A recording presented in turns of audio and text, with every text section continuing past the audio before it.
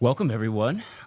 Thanks for coming and joining us this evening. My name is Timothy Stone Dancer Coleman. I am the founder and CEO of Coleman Global. We put out a podcast called The Colors of Sound. Our mission is to create a safe space for people to share their stories. We have interviewed people from all walks of life. We released our first episode just a couple of weeks ago. We're in season 2. I've had a chance to meet folks. It's amazing when you give someone a chance to speak about what's important to them and where they come from and to share their stories. You learn so much about what we all have in common, and that's our catchphrase, discover what we all have in common. Today, we have an amazing gentleman with us, Mr. Alcy Leyva, who wrote our book of the evening, The Silent, Subtle, Ever-Present Perils of Life. Alcy is an accomplished author who has multiple books that we're going to get into. He'll share a little bit about that with us throughout the evening. I was born and raised in Nebraska. I've been living in New York for 24 years, since the age of 19, but I've been in the Bronx for 24 years. I wish I was that young. And, this is home, right? And so I always am looking forward to sharing stories, especially about the Bronx, because I feel like everybody else is always trying to tell our story. And usually when you look at television, that story is depressing, and we don't really highlight enough of the genius and the potential and the power that we all have in the Bronx. I know we're sitting in this amazing store in Manhattan, but I'm still gonna rep the Bronx. I don't care where we go. We gonna pretend like we're uptown right now. I wanna say one quick thing about this location is that they also have vinyl records over here on the side. Sorry, I already had a chance to pick some favorites and put them away, but you should definitely check that. And it triggered for me why I also created this particular podcast, because my father used to be a gospel radio DJ for like 30 years. And I remember tagging along with him and dragging crates of vinyl records. So it was just kind of cool that this moment is kind of like a full life cycle moment. So let's get into it. The Silent, Subtle, Ever-Present Perils of Life is a book that's been released by Green Writers Press, a woman-owned, Vermont-based global publisher. The term locavore applies to their mission, which is to publish books, ebooks, and audiobooks that will spread a message of hope and renewal as they strive to build awareness about the global climate catastrophe. In The Silent, Subtle, Ever-Present Perils of Life, we meet Maji, a 16-year-old African-American teenager from the Bronx who, inspired by Moby Dick and overwhelmed by issues of racism, mental health, and complex family dynamics, sets sail on the Hudson in search of a miracle and experiences a coming-of-age journey that blends own voice insight, social commentary, elements of magical realism. Alcy Leyva is a Bronx-born, multi-genre writer whose first 2 books in the Shades of Hell series, And Then There Were Crows, and Then There Were Dragons, were published by Black Spot Books. Alcy is currently working on his PhD in creative writing for the University of Bingham, where he lives and works. While he lives and works, I'm like, how'd you pick that up? While he lives and works in New York. Please, can we give a round of applause for our guest, Alcy Leyva? Thank you. So I'm going to try not to have my white woman voice on the podcast. Thank you for having me. I've never been on a podcast, so I'm going to try to be real. So, how you doing? Yeah, come on, Bronx. How you doing? Yeah. This is why they keep writing our story in a different way. Exactly. Yeah. All right. So tell us a little bit about your background. Like, where are you from? What area of the Bronx are you from? Where you grew up? And what does the Bronx mean to you? Sure. So I was born in the South Bronx, and that's like the East Tremont area. I was born and raised there, like Fordham Road, all the way down to the Bronx Zoo. That's like my area. That's where all my memories are. And so, I grew up walking through those streets, and I went through school there. I went to Catholic school in Fordham Road. I went to Catholic school. I went to a lot of Catholic school in Cardinal Hayes High School. So it's one of those things that I had the opportunity to live in. And then eventually when I grew up, I had the opportunity to teach there. So that's my journey with many more little wrinkles in there. But that's my journey. We all have those wrinkles. Okay. So We know that you're a writer. Obviously, we're here to celebrate the release of your book. Which book? What number is this? How many books have you released? So I've released 2 books out of a series. So it was called the Hell series, and the 3rd book is still in limbo, literally. That I'm still trying to put out and publish. I've been part of 2 other anthologies, collective stories, and then this is my first young adult fiction book. So this is technically my 3rd book by myself, but it's like my 5th book out to publish. Yeah. And how did you land on being a writer? Like, sometimes we arrive in places in life and it's because we've done like all these other things. And then all of a sudden, something ignites inside of us and we get on a path of purpose, So did you always write even when you were younger, or is this something that sparked out of something else that you were doing? I wrote quite a bit. It was all weird and offensive. And it's just something that's innate, right? My father passed away just over a year ago. And one of the things that I found was he was like, the storyteller himself. So I think there is part of it in my blood to say that. But I've always been interested in stories. I think the subjects that I didn't fail at, I look at as stories. So history, I really love because I look at it as stories. Science as well, not math, and English. Like the subjects that I really connect myself to is like philosophy as well. I love, and religion I love as well. Like studying that, I see it as stories. Yeah. Because in the end, we have this discussion of like, what's the role of the artist? The painter, the poet, the writer, and usually we have the historians and the scientists that build things, but the artists are the ones that kind of tell you the emotional background of it. So I'm always fascinated by just storytelling in all kind of like backgrounds and disciplines. Yeah. Right. Because it kind of overlaps with like, does life imitate art or does art imitate life? Right? Do you have an answer? I'm not here for that deep conversation. I just worked a full day of school. I'm not here for existentialism. All right, an easier question. What are some of your hobbies? Well, my hobbies include softball. So I play a lot of softball. And teaching. And thinking about teaching. And thinking about writing. I think everything goes together, right? My hobbies, and if you want to talk like activities that I love to do, I love hanging out with my sons. I love hanging out with my family. But yeah, it's all, unfortunately, even when I'm doing those, I'm writing, right? So like sometimes my wife is driving next to me and I'm just driving on the highway and it's all dark. And I'm like, email me something. Yeah. A dog speaks to its owner with a loaded gun. Write that down, email that to me. And then like 10 months later, I look at my email like, what the hell is this? A dog. So even in my hobbies, I'm still writing. It's still part of my process because a lot of the writing that I do, like my original genre is speculative fiction. So all of us know what speculative fiction is. Absolutely not. Nope.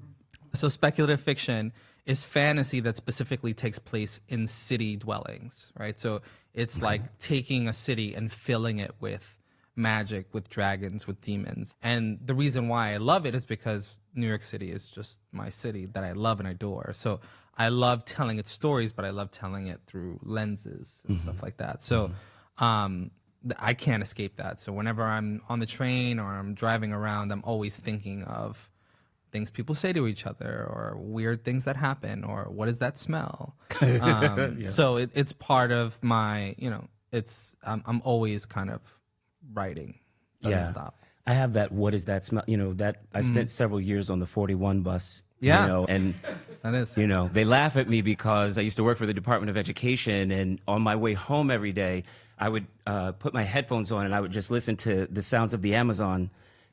Just so I could calm back down from working in such a chaotic kind of situation. And then, you can't imagine what it's like to hear like waterfalls and parakeets and all these other types of things while you're looking at all these people on this insane bus ride. Yeah, the smells don't match. No. It's a nightmare. So you mentioned before, a little bit about family. How important is family to you? Extremely. I think my connection to family. I mean, I'm always rooted in relationships, right? And when I first started writing, I started thinking about my relationships. So my relationships to my mother and my father, my brothers, and my sons, right? I'm always fascinated by that. The people who lift us up, the people who pick us up when we're down, and how that is not always the case. Right. Right. And I'm grateful to have an amazing family that supports me. My mom is here, sitting right there. So I'm going to highlight her right there. Fabulous hair. And I'm also going to give her this. Oh, how beautiful. Flowers. That's nice. That's really cool. For her support. And, you know, I was someone that really lucked out with an amazing family. So I'm respecting and understanding that time, man. That's beautiful. That's beautiful. So are you a writer full-time? You mentioned that you teach. Like, what is, is this the side hustle till it becomes the main hustle? Like, how are you fitting, this being like the fifth piece that you've entered into the world, right? 3 books by yourself plus the other ones that you've been a part of. How are you? 4-year pregnancy. That was very bad. This one? Yes. It took 4 years? 4 years. Well, what sparked it? Like what? So to answer your question, those 2 questions go together. I always approach everything from the writer's perspective, right? So even in my, group of, people that I work with, the other teachers, my background is specifically writing, not education. So I do love to teach, but I always look at it as a lens of like, what do authors do, right? How do they see the world and so on? And my background, and as I said, it's not education. I got my master's in fiction in 2016 from the New School, and I read Moby Dick then. Don't ever read it. It's a terrible book. And I'll explain why probably later. One of your characters is okay. Yes. All right. We'll get to it. But I wrote 2 things then. I wrote the first sentence of this book. And then another thing, because I just chase as many cards as I can, I wrote another thing, which was Moby Dick from the perspective of the whale. Like, I literally wrote a book about him. And I was just fascinated by it. Like, it's just there all the time. So I always knew that I wanted to represent it. There's this study that talks about like how we're different learners. The way I learn something is I mimic it, right? So if I really love a writer, I try to write like that writer. I write down sentences, the way they construct their sentences. So for like a whole year, I was writing like Melville, which was awful because, again, don't read Moby Dick. It's really awful. But it's on purpose, right? There's a purpose to what Melville does in that book. But I like to mimic. And once I get into the mimicry, I understand and try to like get into the meat and bones of it. But that's always my approach, is like learning and then putting down. But I only wrote the first sentence like 4 years ago, and then I put it down for a while. Yeah. So what made you pick it back up? I mean, if you've done, you've gone in these different pathways. So it's 4 years, it's in a text next to, another text about a dog with a gun. Like, what made you pull this back? Yeah. I should have gone with the gun. It's not too late. No. It's the pandemic. I mean, I was locked away, and we were all locked away in our little boxes for so long.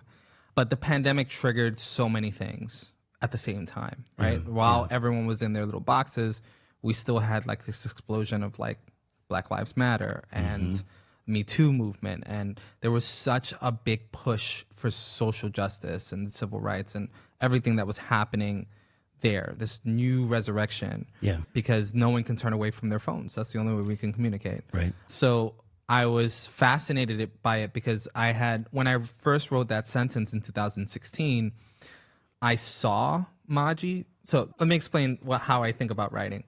I think writing is like, I think writers are cursed, right? Because we see kind of like a door.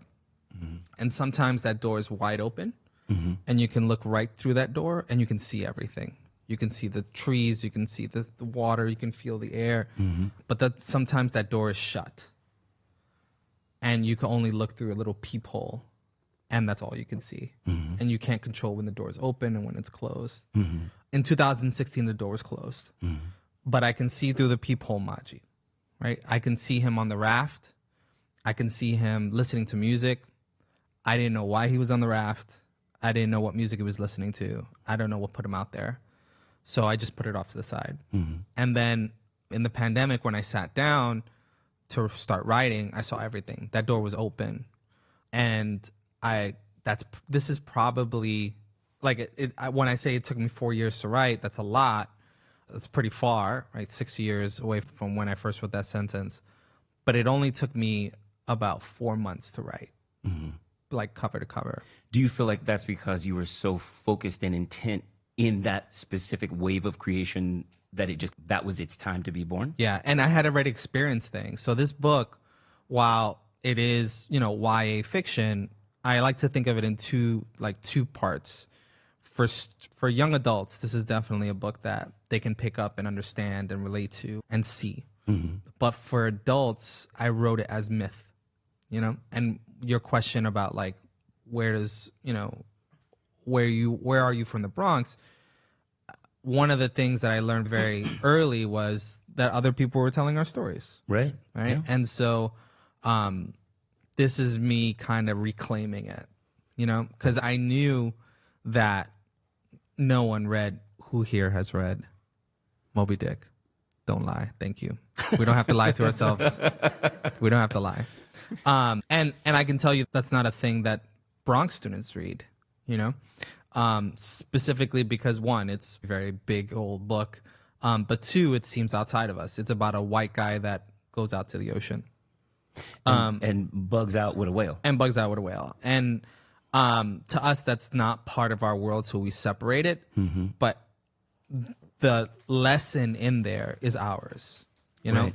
The lesson of like obsession and man versus nature and questioning existence and questioning God.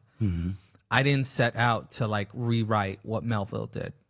What I did was I extracted all the themes that he saw and I put it in this book. And that's why when I saw Maji on the boat, I knew exactly what it was. Right. Because Maji is like an amalgamation of everything I've seen teaching. If you read a story and you're like, wow, that's a lot of detail, that's because it happened. Maji is many students that I've read, that I've had in my classes. And so that's how I was able to see him, because I've seen him in front of me, And so the structure of the book is very much like a fable for adults, a myth for adults. It's separated into 3 different sections. But if you look at the construct, right, I built a fictional Bronx called Park South. But if you look at the construct, it's Bronx Park South. It's where I grew up, right? For the buildings are still where they are. The people are still where they are. But is that intentional? You know what I'm saying? Yeah. Like, do you sometimes like get in the creative zone and you're going for it, and then when you go back to read it, you realize, oh my God, I've experienced some of these same things. Like, how conscious are you inside of the wave of creation? Yeah, so there's 2 ways to go about it. There's one way where you can step back and be like, well, I'm just going to like create a world from my imagination. But some of the greatest writers don't need that. Marquez, who wrote 1,000 Years of Solitude, rewrote his country's history, right? And it was just, it's a foundation. And so that's what I wanted to do. I did it intentionally to be like, these stories still exist. Like, these themes still exist in the Bronx, and we shouldn't get rid of it, And of course, it seems like it's not entirely, what Melville was intending, but it definitely has all of the themes that he was like touching on. And I see it in today's youth, right? So a lot of the things with, it seems weird, but why do I exist? 16-year-olds in the Bronx ask themselves that question. Who do I look up to? Who do I mirror? Who's my mirror? And especially with, kids who are, Hispanic and Black, it's impossible to see themselves in Shakespeare. It's impossible to see themselves in places in literature. And that's why when I teach, I'm like, I'm not teaching you dead white men. We're going to go, we're going to really take the expanse of literature, because there's more stories than just the classics that are out there. That's absolutely true. So how important is it to you that kids have a representation of themselves even in the classroom, right? Like even the person introducing a story to these students can shade that story based off of their own lens. Yeah. Right. So what are your thoughts about students being able to see a representation of themselves in these types of positions? It's highly important. I mean, I'm an English teacher, and it's not rare, but it's not often that you see a male Hispanic English teacher. Right. And so I've had many students that are just like, so how do I connect to you? Because I want to connect with you. Like, they see it, and I see it in them too. I see myself working on that, and their parents do too. I mean, I've had parents that come up to me, and then, I teach currently at the United Nations International School, where there's just a lot of mix of students. But even in my classes, there are not many students of color, right? Because it's a large, broad band there. But I do have students that their parents will come in and be like, as soon as they see me, they're like, I'm so glad.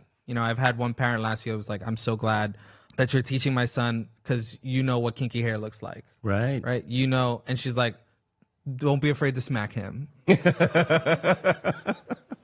I'm not getting anyone from, Uruguay or Europe telling me that I can smack their child. Right. But it's just like that community, because it's even for parents of color that are raising kids such as Maji, that have the same fears, because Maji's father in this book, Eli, is like extremely afraid, right? And there's fear that goes around of what does it mean to be surviving in this city.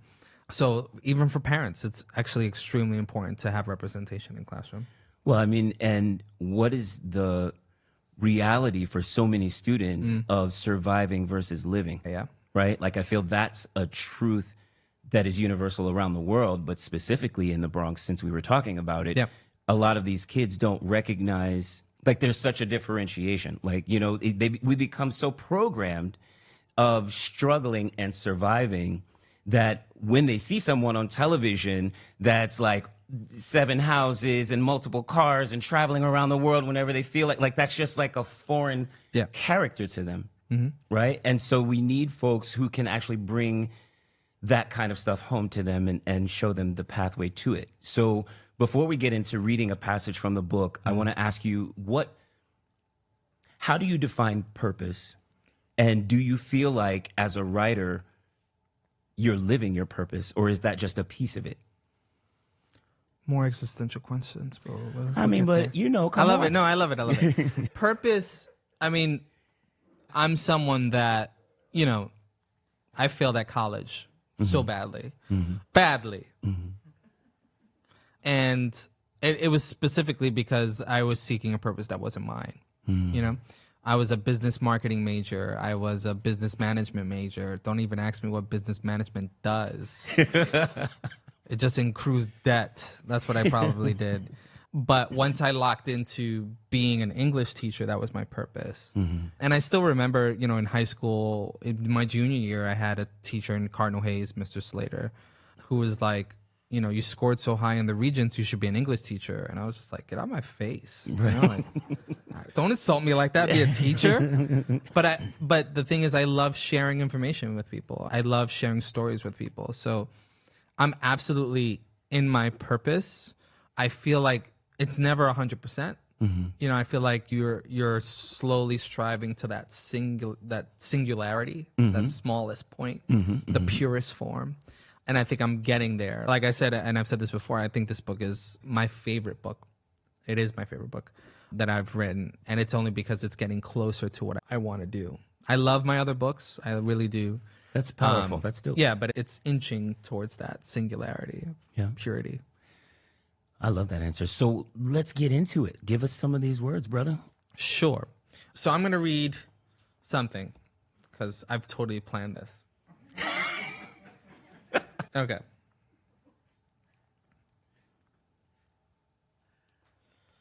So I'm going to read the last part of the prologue. Maji has gone out into the water, and he sees this apparition in the water, which is like of a screaming woman. I have a horror background. I don't know if you know that. So like things that come up that are like, ooh, that imagery is kind of spooky. It's on purpose. But and again, I actually talk about later on in the book where that image comes from. And yeah, this book does have to do with mental health as well, because Maji it deals with anxiety and deals with like, these things that he can't necessarily like speak of, because in communities of color, it's hard to talk about mental health. That's right. So he sees this image, but at the same time, he's going to see his first sunrise. So I'm just going to read a little bit about this. But then his mind bends, skipping back across his memory to the sound of splashing water. Out in the darkness, he sees the image of a pregnant woman holding her hands to her chest. There's nothing around her, but Maji can feel his terror as if it's strangling him. There's another ghostly image just a few feet in front of her. A gun, a white hand. She opens her mouth to yell. Before the gun fires, Maji feels the air change and turns to face the horizon. The water grows quiet. The sky appears to bruise. This is it, Maji tells himself. It is here already, the miracle. A red eye creeps out of the water in the distance and swells. Its vast light changes the entire sky. No, it's not an eye, but Maji knows it is beautiful. He doesn't blink. Instead, he stands to his feet and watches, mouth open. The clouds bend towards the sun as the new day is born. Maji looks over to where the screaming woman had appeared, but she's escaped with the darkness. Pulling his earbuds from his pocket, Maji plugs himself into his phone and slips them in. He plays the first song on the playlist. As if fate, the first song that plays is Frank Ocean. Maybe it's fate, but he sings along, and then it gets to the part where Frank sings, and the water is exactly what I wanted it to be. It's everything I thought it would be, but this neighborhood is getting trippier every day. This neighborhood is going apeshit crazy. Maji laughs out loud and catches himself when he realizes that he's been crying this entire time. He has never known the world to be so warm and beautiful. And in this new life revealing itself to him, he finds himself ready to find his miracle. Thank you. So that is a major component too. I compose an entire playlist. So I usually make playlists, like music playlists for all the books that I write. But this is the first time I actually get to make one for a character. So the same music that he listens to on the boat is the same music that you can listen to. Because I thought about we always ask that question, what are the 10 songs that you have to take to a remote island that you can only take for yourself, And so I made the playlist based on that. Like Maji he made a playlist that he knows he's going to lose reception, but he gets to download these only 12 songs and listen to it on his journey. So that's where they're from. Were these songs playing in your head as you were writing it, or was it something that you went back into the story and inserted them? Like, were you feeling as I was writing it? Yeah, as I was writing it. And there's there's another character that comes in that sort of introduces other songs and challenges Maji's songs and stuff like that. But it's definitely one that just it carries me through. And that's why, like, the first song is Frank Ocean, which is the prologue. But the last song is also Frank Ocean, which is like leaving. No spoilers, but leaving. So it's definitely the first time that I've created just a playlist for one specific character.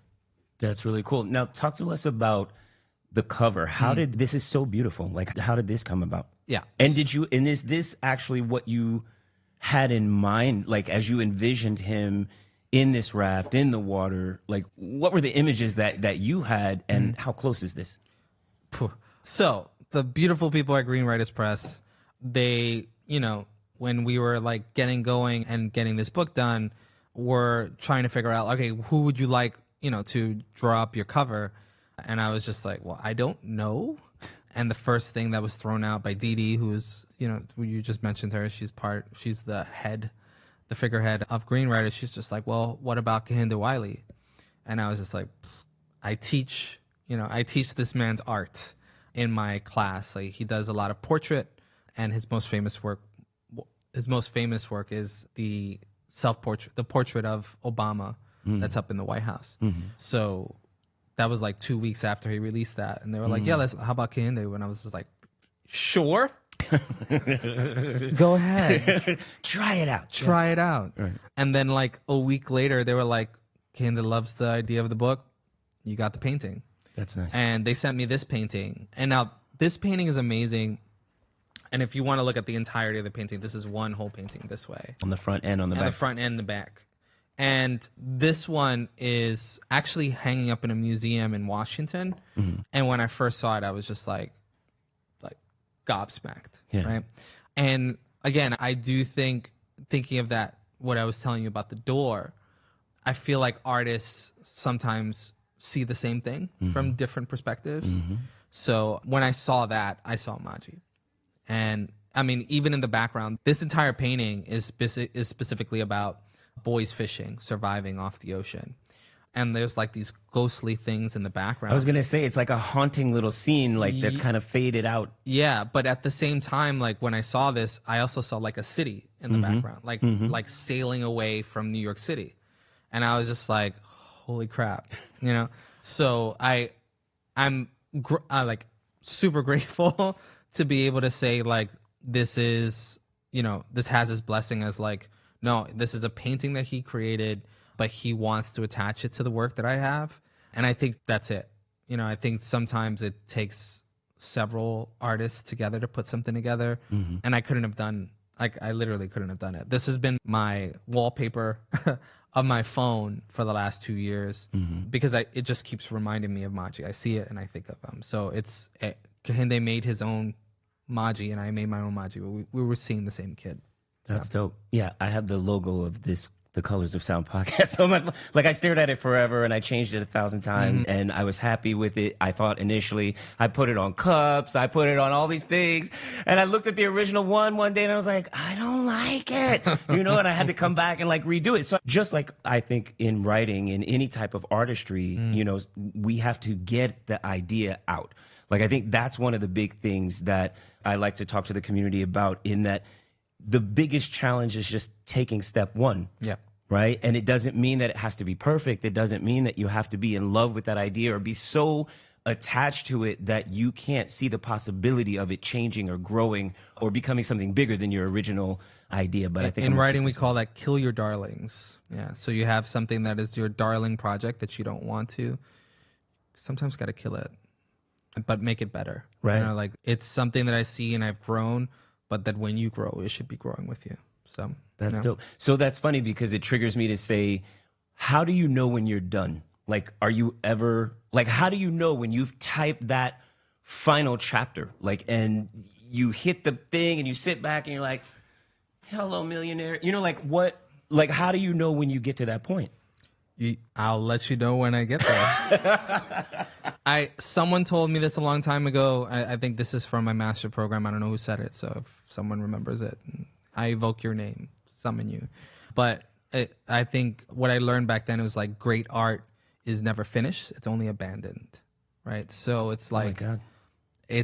It becomes a vessel for someone else. Right. So someone such as, you know, Da Vinci will paint something and it won't be 100% what he wants to say maybe, but it'll inspire the next person to finish that story. And then we pass it on and pass it on.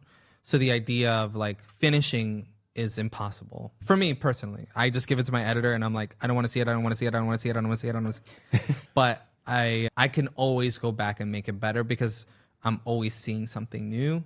It just takes that time to step away. And that's when you have a team, right? That's why you have editors and that's why you have people that'll talk you off that ledge and be like, stop writing, stop editing. But the people at Green Writers Press have been just amazing with, you know, your process. Is it a period or a comma? Is it a period or a comma? Right. So one day Madonna's going to write a third verse to Like a Virgin. I'm sorry. I'm just... If I'm not existential, I can't even say it. Then I gotta be like me, you know what I'm saying? Yeah, but yeah, cool. yeah, I get it. Right, so what comes next, right? You say that the baby of this, right, was birthed. The seed of this was birthed, you know, years back, and then you've done other things and released other things, and then now you've come back to this and you've put this out into the world. And it is an amazing book. I can't, like, once I started reading it, I was like, yeah. So what comes next? Are you already working on your next project? I hear what you said before about like you're always writing and things are always inspiring you, but like how inspired are you into an actual process? I chased, like I said, I chased too many cars. So I do have like a collection of short stories that I'm working on that I've been working on slowly. And this is also coming from the pandemic, but this is more like, how do we try to reconnect after being disconnected for so long? So it's just short stories based on that. That's for adults, Right. for that one for sure. But then I'm also in this PhD program, and the outcome of that will be a book as well. So that is once again like rooting itself in Bronx history. So I'm learning a lot about Bronx history, learning more about every single element of the Bronx, all the way from the 1960s all the way to till now, to make another book, not of Maji, but another exploration of the Bronx. So that's going to be my next. I feel like my short stories is going to be my fun book, where I get to curse and rant and kill as much as I want, but because you need that sort of exorcism every single time. But at the end of this, I'll definitely be publishing something that is once again rooted in the Bronx. Because like I said, I really loved writing everything I did, but I think this is my groove. And so I want to make the next book better and see where I can go with it. That's beautiful. Do you guys have any questions for Alcy? I mean, I know I'm kind of hogging the question moment. So does anybody else have anything that they are interested in, whether it's about the book or his background, where he is in life? They've been so attentive, right? But when you pop that question back on him, it's like, I don't see you, you don't see me. Yeah. Welcome to being a teacher. So, all right, we're gonna give. Oh, yes, ma'am. So I know you talked about a little bit of your approach towards writing, and it almost sounds like a method actor, right? Like you'll kind of mimic their style for a little bit. At what point do you say like, okay, I've done enough mimicking, and like, how do I take pieces of this and create my own narrative and put it in my own voice? Like, what does that transition moment look like? Do you have a light bulb moment, or is it just kind of one day you're sitting there and you're like, all right, I think it's time for my voice to be there. So the transition time is it varies. I stayed with Melville for so long, but then my other books, which are the Shades of Hell series, that's me mimicking Dante's Inferno, right? So that was very easy because I love Dante's Inferno and I love Paradise. I know what my niche is. I know what my voice is, and it's always sarcastic and temperamental, and looking at his family's face, I think they can confirm. Yeah, confirm. So that will never change, right? So I loved the concept of Moby Dick, but I wanted to see what would happen if I turned it over. So my voice is, while it's Melville's pattern of words, and again, Melville will write 2.5 pages with only semicolons and no periods. So good luck reading that if you want to. But on the other end, but I mimic that, but in focusing on the things that I wanted to focus on. I always I thinking about identity and mental health and connections and reconnections and disconnections. So it's always in the pattern or the structure of the author, but it's always with the things I care about. And then eventually that when I pull out, that's when I start storyboarding, right? So when I storyboard is like, I take out these index cards and I storyboard the entire story out. And then I look at where the balance is. So am I following the pattern? Do I have enough of my voice in every single chapter? It's color coded. It's nuts. And then just last year, I created a new template for me to write, which is color coding all the words that have similarities and then removing all the words and then looking what patterns of colors show up. I created that last year. I started that last year. And for me, that's the balance. So a Melville word will come up blue, but I need to make sure my sarcasm comes out green beside it. I hope that helps. Yes, sir. In the back and in here. So you teach high school. Yeah. And you write books geared towards students of that age. Have you ever had any of your students Yes, unfortunately. Like they'll come out and they're like slowly sneaking the book out. Like I'm like, you're still getting a C. I don't know why. Thank you for your patronage. Rude. No, I mean they do. What's funny is like when I first started working at Eunice, that was the first time I like really published a book, and students were like excited. Like right now in October, we have students creating. This is a freshman. Writing their own stories. So then I teach them all about, the old story of an hour and, interlopers and telltale heart and all that. But then I show them my writing process. They love that. And they always ask like, Mr. Leyva, are we going to ever study one of your stories? And I'm like, no. No. But they're always interested. They always ask.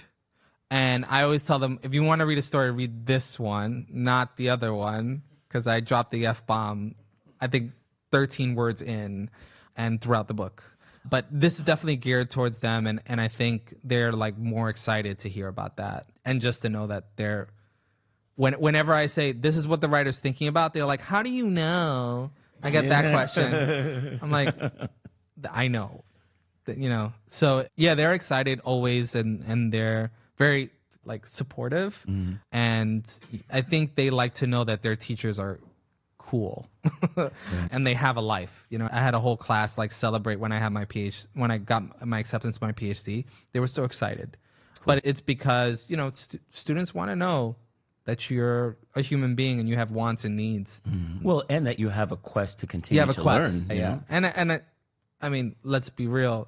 There are teachers that don't exude that. They're like, I've peaked. That's absolutely I have true. tenure. Here's your seat. Deal with it. But me, they can tell that I'm passionate about literature because I do it. I don't just profess how great it is. I also practice it. So, yeah. That's great. And sir, you had a question, and then we'll come back. Yeah. You answered the first question, which was, would you ever teach your book in class? Which you said no. Never. So my second question is, how would you want somebody to teach your book? As a character study? Carefully. Oh my God, that's a great question. In comparison to Moby Dick, how would you want your book taught in class? I mean, it's interesting because there's a couple of writers. It's actually becoming more and more popular to do this.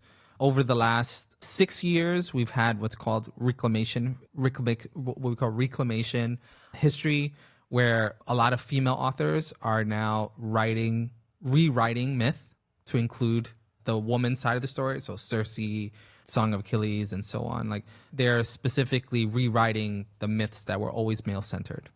And in the last 2 years, you've had more Hispanic writers coming up and being like, I can tell a better Great Gatsby than you think, right? So if you read something like Bodega Dreams, which came out in 2012, but that's an example of an author that's like, no, we have a better Great Gatsby, and it's told straight from the Bronx, and it's told straight with these characters. The author I got to meet way back then, and he said that. He was just like, they've been taking our stories for forever. We got to tell that story. Yeah. So to answer your question, I think it's always great to show the progress of stories. I do that all the time, and show how stories change, but then how are they relatable to your audience? Yeah. That's great. And sir, you had a question as well? That's a great question, by the way. Not that anyone didn't have a great question. I'm just saying that's an interesting question, I should really say. I like subversion. So I love giving you what we call an archetype of a character. And you're like, oh, that's going to be the sassy gay man that she's, and we have that sort of archetype that we expect. And then I love turning that over. And to subvert the audience expectations is what I always want to do. I always want them to be like, okay, so it's obviously an evil little goat creature, but then it turns out to be her roommate, and he's okay. He's all right. He's a good dude, right? For me, writing characters is the most fun because of dialogue, right? So I love characters that if you see them, you can see them like physically, but when they speak, it's like something familiar. And that's why I do all of my writing on the train. right? So people freak out when I say it. I wrote all my books on my phone because I write primarily on the train. I love listening to people talk, argue, talk about buying chocolate for their, not for their basketball team, but to keep them off the streets, blah, blah, blah. And so I love picking up on dialogue. So my stories are always dialogue heavy. Like I love characters, and then I love subverting what you think they're going to say. And so the smarty pants, the clever dude that's there, he'll say something and I want you to pick up on it, and then I'll reveal it later. So I love creating characters, but I love the way they speak. Sometimes I'm just in the bath and I'm just practicing pacing, speaking to myself, which sounds crazy probably, and probably I am. But I love talking and hearing voices. I talk a lot to myself and I do hear voices, but I haven't written a book about it. But I'm just, tidbits, just tidbits. Keep going. This is your moment, bro. All of a sudden we're in therapy session. But yeah, I love that. And some of my favorite books are character driven and dialogue driven. So yeah, I try to emulate that sort of style. Yes, sir? So we're seeing like Moby Dick and Dante's Inferno as books that you're kind of reading stories of. Are there any other future stories that you want to obtain? I do want, well, I only wrote 2 books of the Shades of Hell. I still have a 3rd book that I really want to put out, and that's specifically, Paradiso, which is the end of Dante's Inferno. So I'd love to keep going back to Milton. I'm wondering about that now. I have a Cuban writer that I'm studying now for my PhD who basically retold the Haitian Revolution, but through fiction, through magic. And I'm reading his stuff, and it's like brutal. I don't even think I can get there. Right? I don't think I can be that forward and beautiful with his language. His name is Alejo, and he's the author that coined the phrase magical realism. He's the first author to ever say the word magical realism. And that from there, we have the Marqueses and the Borges and all the other authors that came from magical realism. But it's an amazing book. So I don't have one specifically in mind, and I don't know if I'll catch on to one, but maybe. Sign me up for when you do the new version of Charlotte's Web. Ooh. I love that book. Okay, come on. So I'm also a Bronx girl. I'm a Bronx native. And so it excites me when, we see historically misrepresented or underrepresented characters be the protagonists. And to your point, tell their own story. And I know you talk about how your students inspire so much of like these moments and parts of the character. But then you just twist it on its head. I guess my question is more of like, what are the aspects of your students that you find so moving and powerful that you want to make sure is highlighted in your character that stays true to the Bronx before, you do that flip? Or are there any pieces of those characteristics that you're really proud of that you're like, I don't want that to flip.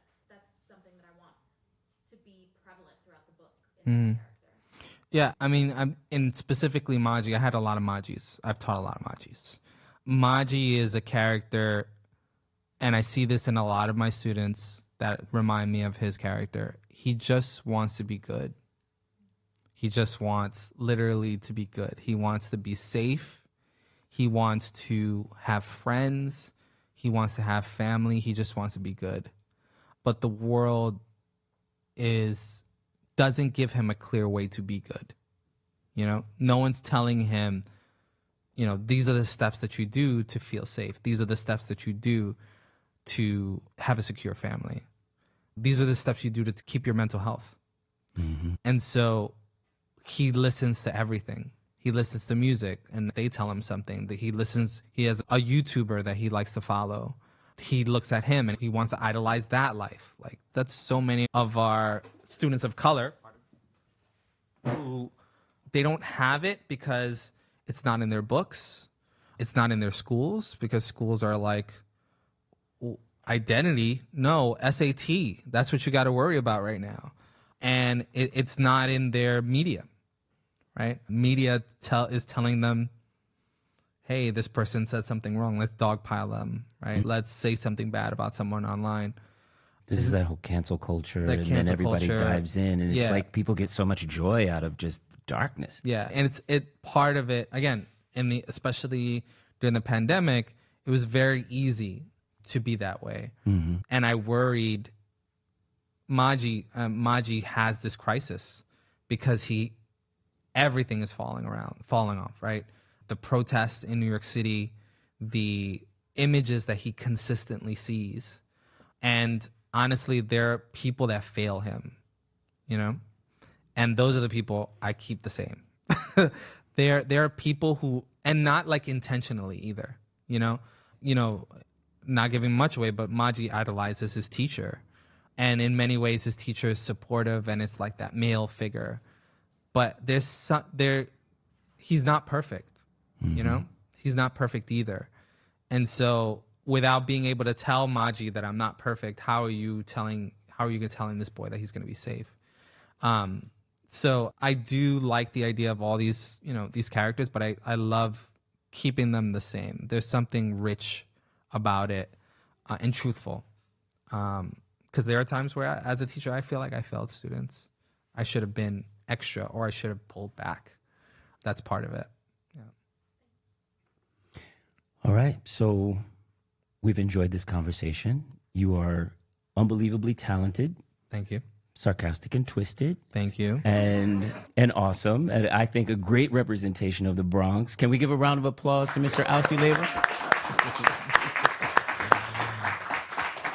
Thank you for joining us on this podcast for the Colors of Sound. Hello to everybody out there watching on the live stream. We really appreciate you joining in and staying with us throughout our event. Alcy, as one final question to anyone who is interested at the very beginning stages, they want to be a writer, maybe a young person who, you say that there are people in Maji's life that have failed him, and, maybe there are people listening or watching who need, I don't know, whether it's an encouraging word or just a starting point, some way to take step one. What is that advice? What would you say to someone looking to get into it? I point directly into the book, and I say Maji felt like he didn't have those supports, and he built his raft and he set out. And so that's my advice. Like, build your raft and set out, because it's out there, right? And what Maji finds out in the ocean, which is, of course, this big, broad space that can take his life as much as give to his life, he still sets out for it, And that's my advice. Build your boat and go out. And for those people that love you and support you, they will, they'll find you, and you'll find your way back. So that's beautiful. Thank you, everybody, for joining us. A round of applause for Timothy Coleman here for hosting. Thank you. Thank you. Listen, I said yes to coming to do this, and initially, when he said, can we do a live stream? I was like, sure, that'll be so dope for my podcast, and like I can find a new audience. And then like the very next day, I was at home like on the couch in a full sweat, like, oh my God, I don't know how to press all these buttons. Like, what am I supposed to be doing? So thank you, Mimi, for handling the live stream. We appreciate it. You took all the stress off of me. Thank you so much for that. Thank you to Mom, Priscilla Ortiz, for coming and supporting, and to Alcy's older brother, Paul, for coming out and supporting. With his cane. With his cane. With his cane.